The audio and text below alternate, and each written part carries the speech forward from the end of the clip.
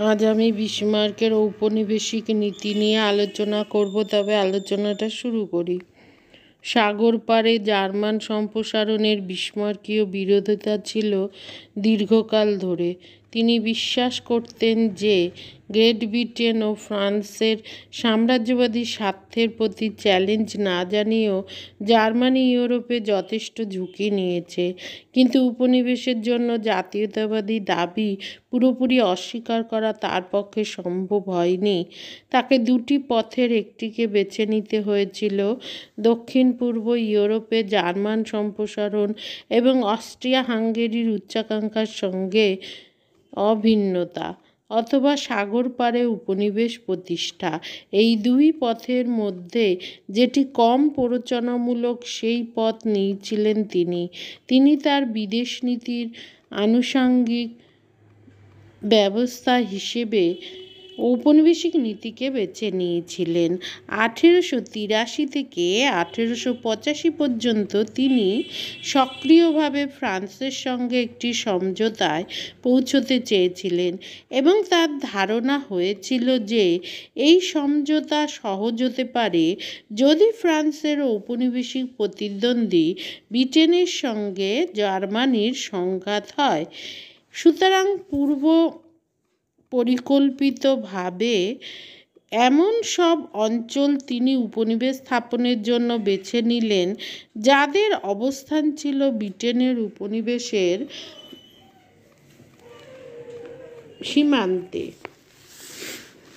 তার আশা ছিল এতে মারাত্মক ব্রিটিশ প্রতিক্রিয়া হবে, যেমন দক্ষিণ পশ্চিম আফ্রিকা কেপ কলোনির পা মারিয়ে দিয়েছিল এবং নিউ গিনি মারিয়েছিল অস্ট্রেলিয়ার পা।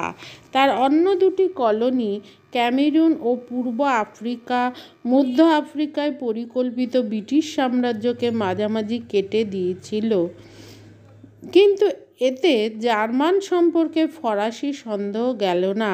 ব্রিটেনের ব্যবহারও ছিল অতিরিক্ত বন্ধুত্বপূর্ণ, ফলে ব্রিটেনের সঙ্গে ঔপনিবেশিক সংঘাত দানা বেঁধে উঠতে পারেনি।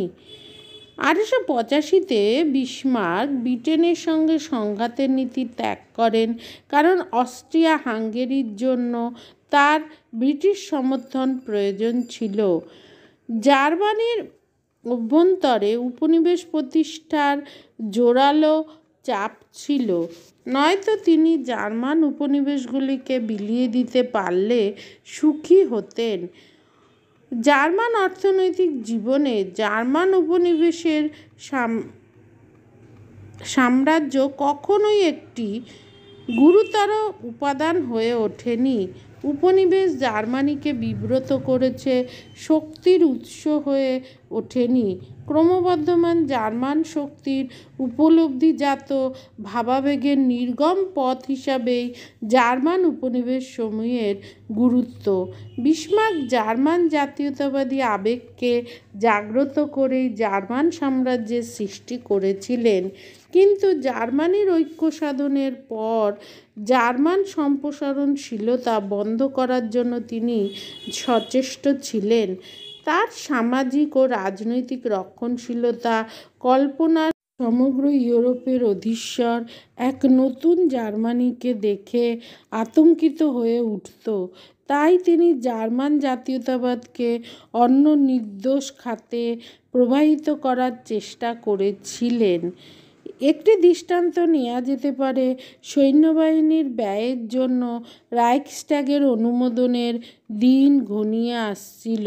সেই জন্য বিসমার্ক যুদ্ধের সংকট সৃষ্টি করেছিলেন।